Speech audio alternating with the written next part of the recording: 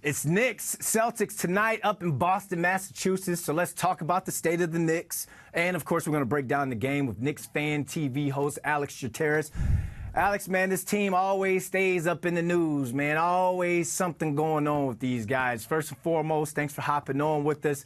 Let's start talking about Quentin Grimes, man. He's been on my social media feed all week about what he said about his role and being on the short leash. So let's break this down from another angle. He's another role player to go public with his frustrations. So in your opinion, do you think it's Tibbs not putting his role guys in position to shine or to make plays? Or do you think that these role players just need to understand that, you're a role player, do your job?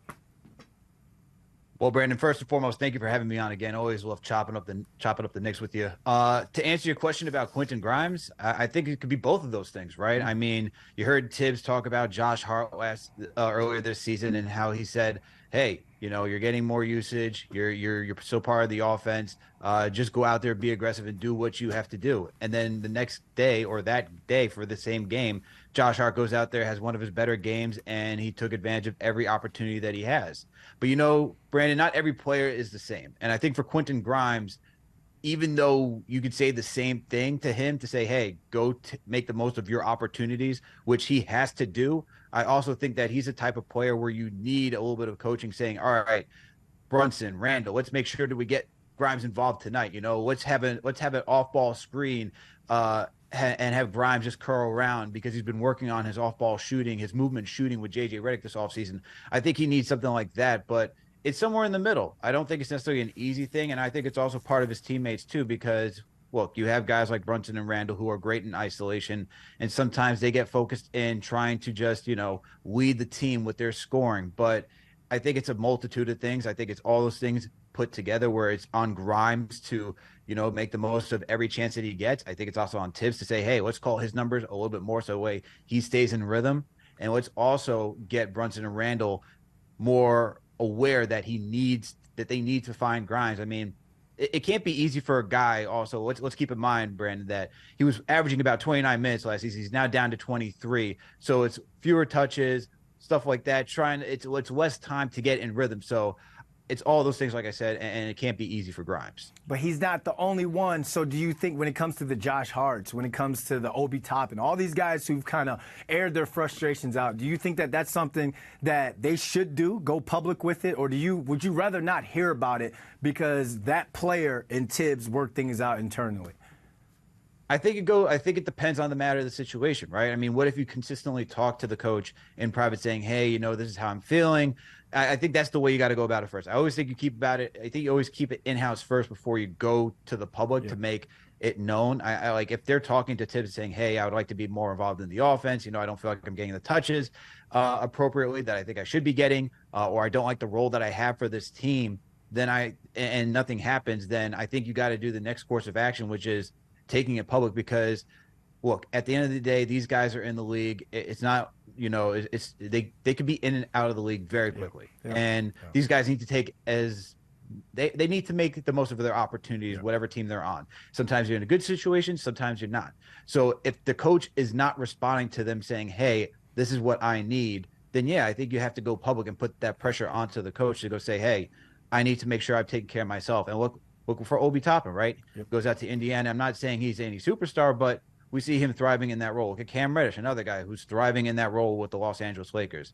So it's fine, but I think there's a way of going about it. You shouldn't necessarily go out to the media first and say, hey, I have an issue. I think you need to discuss it internally. If you don't see anything developing, then it makes sense when you go out and go talk about it to the public. Yeah, the former pro athlete in me I don't want these guys to tell themselves a story. Keep saying, I need to be playing more. I need to be doing this. I'm a superstar. I'm not getting my touches. Somebody goes down, then you're thrown into the spotlight, and then you look like cheeks, and now you got the whole entire New York media and fan base on you. It's one thing. I'm always going to back the players, but that's just one thing that, you see this all the time, guys telling themselves a story. All right, we got to move on to what Kenny Smith said about the state of the Knicks. From what you've seen so far from this season, they're 12-8, trending in the right direction. In order for this team to be a real contender in the East, does Leon Rose and the front office need to bring in that superstar? Absolutely, Brandon. I mean, I think we talk about it every offseason. We've been talking this since Kingdom Come, that the New York Knicks need that superstar, right? And they absolutely do. When you want to compete with the Giannis's, the Nikola Jokic's, even Joel Embiid, even though he hasn't necessarily had that much success in the playoffs, those are MVP type caliber players. And you need to have somebody in that upper echelon of like being the top 5, top 10 guy if you really want to have a chance. I mean, look what LeBron James is doing, and he's turning 40 very soon, right? Like you need guys like that, and that's a true difference maker. Where I would push back on what Kenny Smith said is that, the Knicks go into every battle and like we always have the second best guy. I don't agree with that. I think when you look at this team last season, you look at what Jalen Brunson has done, I think you have to put respect on his name for the amount of work he's put in, how he changed his team, overnight, essentially, once he joined. And I think he deserves his respect. Is he necessarily like a Joel Embiid? Is he a Nikola Jokic? No, but he's definitely one of the better guys, depending on what team you're going against. Like if you go against the Charlotte Hornets, like he's doing better than LaMelo Ball. If you're going against the Chicago Bulls, he's better than DeRozan. He's better than Levine. So I think we also have to put respect on what Brunson has done for this team too. Yeah, for sure. Young boy came in, he shut everybody up because remember before he came in, everybody was like, "Oh, why that signing? That's not the superstar." So the man deserves his flowers. Let's talk about tonight. Knicks Celtics at the Garden. TD Garden, that is, for everybody who want to be up in my comments. Boston hasn't lost at home this entire season. How did the Knicks come out of there and be the first to hand the Celtics a home loss? Whew. Brandon, that is so tough.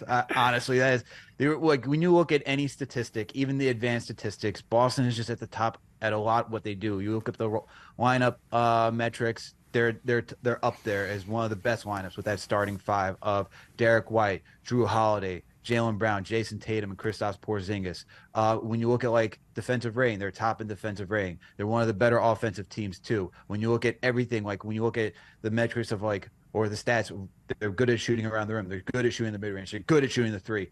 It's a tough team. The starting lineup is really good. But where I think the Knicks have a chance is when it comes against the Boston Celtics bench play. That's where our bench needs to step up and play well.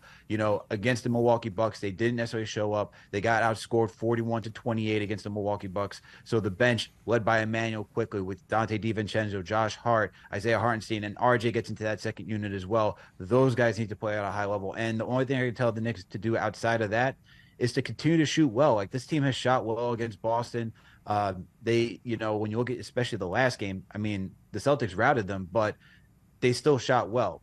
The other thing the Knicks need to do is to maintain their turnovers, because if you give Boston any opportunity, and especially when you watch the history of these two teams, it's always a close game. It is who's going to make the least amount of mistakes when it comes to who's going to be the victor. Last season, when the Knicks went 3-1 against the Celtics, it's because they made the least amount of mistakes and they were able to shoot effectively, whether it's getting inside the paint or shooting from beyond the perimeter. That is what they did well. So for the Knicks tonight, you need that good bench play to outbeat the Celtics bench. You need to limit your turnovers. And you need to continue to shoot well. And then if you do all of that, you'll be in chance to beat the Celtics and hand them their first loss at home. When you say the bench players need to step up, role players, you need to play your role to the best of your ability. There's nothing wrong with being a role player, man. There's nothing wrong with being a role player. Not at all. Alex, man, thanks for hopping on with us, my guy. Brandon, thank you as always. Appreciate the time.